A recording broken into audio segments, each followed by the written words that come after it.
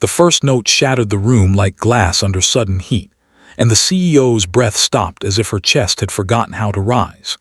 In the middle of a bright, elegant daytime charity hall filled with applause that hadn't yet begun, a single dad pressed ivory keys with hands that trembled, and a melody from a buried lifetime climbed the air and wrapped itself around her heart, dragging her back to a love she had buried alive. If you're watching Broken Smill and you believe in hope, compassion, and second chances, pause for a heartbeat after this first shock and comment, share, and subscribe, because stories like this live on belief as much as breath.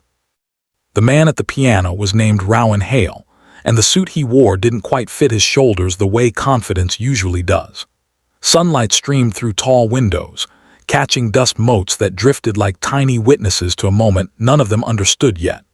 Rowan's posture carried the weight of sleepless nights and scraped together mornings. He was a single father to a 6-year-old boy named Micah, a child who believed his dad could fix anything with enough patience and gentle hands. Rowan had learned patience the hard way. Years ago, life had folded him inward when his wife's illness swallowed their savings and then her laughter. Music had been the one thing that didn't abandon him. He played in quiet corners, in community centers and lobbies that smelled like polished stone and coffee, wherever a piano would let him speak without words. Today, he had been invited to this corporate charity event because someone heard him once and thought his playing felt honest, like a hand reaching out. Across the room, standing still in a tailored red dress that caught the daylight like a flare, was Mara Vyerly, the CEO everyone whispered about with reverence and fear. Her life looked immaculate from the outside, built on sharp decisions and an empire of glass and steel. But as the melody unfurled, Mara's control fractured. Her fingers curled against her palm, nails biting skin, because she recognized the song in the same way one recognizes a scar by touch in the dark.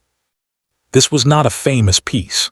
It was a private composition, written years ago by a boy who loved her when love was reckless and unafraid. That boy had been named Elias Morneau, a dreamer with ink-stained fingers and a habit of writing music on napkins while sunlight spilled across their shared apartment. The song had been his promise to her, written on a winter afternoon when they had nothing but ambition and each other. He had played it once for her, laughing at the mistakes, swearing he would finish it properly someday. He never got the chance. The daytime brightness of the hall clashed with the storm behind Mara's eyes. She had buried Elias after a sudden accident stole him from a crosswalk and from her future, and she had buried herself in work afterward, building a life so loud with success that grief could barely be heard screaming beneath it. No one in this room knew that melody but her. No one alive should have known it at all. Her mind raced through impossible explanations as Rowan's hands moved with a familiarity that felt intimate, as if the piano itself remembered. Each note landed with intention, with restraint, with the quiet courage of someone who knew pain and chose tenderness anyway. Rowan did not look up as he played. He was not performing for applause. He was following a map etched into his memory. Years ago, after his wife passed, he found a box among her things, tucked behind medical papers and hospital bracelets. Inside was a folded sheet of music, incomplete, with a note scribbled in the margin. It had been given to her by a friend who said it deserved to be heard someday. Rowan had never known the composer's name, only that the music carried a story heavy with love and unfinished endings. Learning, it had been his way of staying afloat during nights when Micah slept and grief paced the apartment. He had filled in the missing measures with care, listening for what the song wanted to become without stealing its soul. The audience sensed something shifting even if they couldn't name it. Claps stalled in midair. Smiles softened into questions.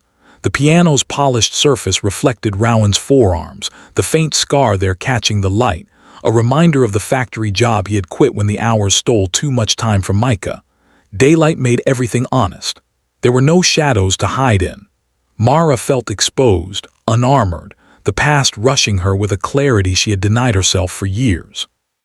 She remembered Elias' laugh, the way he believed music could tell the truth better than people. She remembered the guilt she carried for surviving, for choosing ambition after his death because standing still hurt too much. As the melody swelled, Rowan's breath steadied. He thought of Micah waiting at home with a neighbor, of the promise he'd made to always show up, even when fear told him to shrink. Music had taught him that restraint could be powerful, that leaving space was as important as filling it. The hall seemed to lean closer, daylight warming the wood of the piano, turning the room into a living thing that listened. Rowan finished the final phrase gently, letting the last note hang until it dissolved into silence that felt sacred rather than empty. Mara did not clap. She could not move. Her heartbeat thundered in her ears as if it were part of the composition. In that silence, she understood something she had avoided for years. The past had not disappeared. It had been waiting, patient as a melody, for her to be brave enough to hear it again. She watched Rowan stand, humble, unsure what he had stirred, and felt a pull toward him that was not romance but recognition. This man carried grief with grace.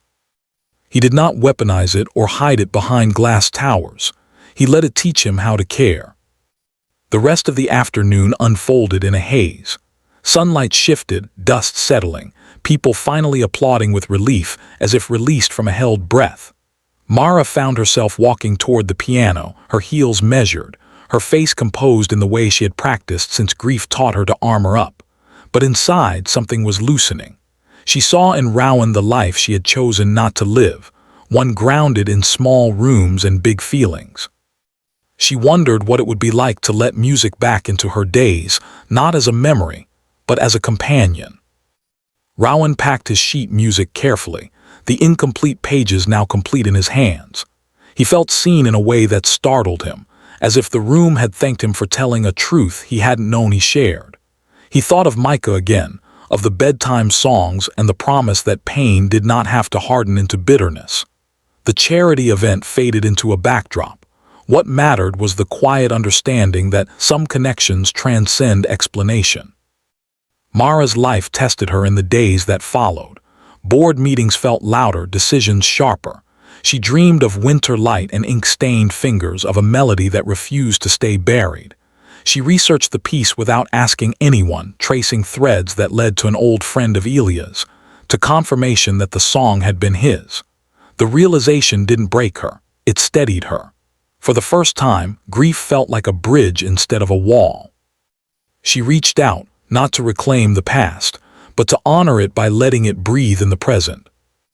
Near the ending of this journey, if this story has touched your heart, support it in the way only you can, because stories survive when they are held by many. Daylight returned to the hall weeks later when Mara invited Rowan to play again, not as a spectacle but as a conversation between past and present. The piano sang, and the room listened, and something healed without announcement. Lives did not change in grand cinematic gestures. They shifted in quiet permissions granted to feel again. Rowan returned home to Micah with lighter steps. Mara returned to her office with a window open. Before the final moment settles, leave a comment and tell us what the melody awakened in you. In the closing light of an ordinary afternoon, the song found its true ending, not in applause or acclaim, but in the courage to let love leave a mark and still choose to live fully. The piano stood silent, the hall empty, yet the melody continued in the hearts it had touched, a reminder that even after loss, life can surprise us with grace, and the past can become a guide rather than a chain.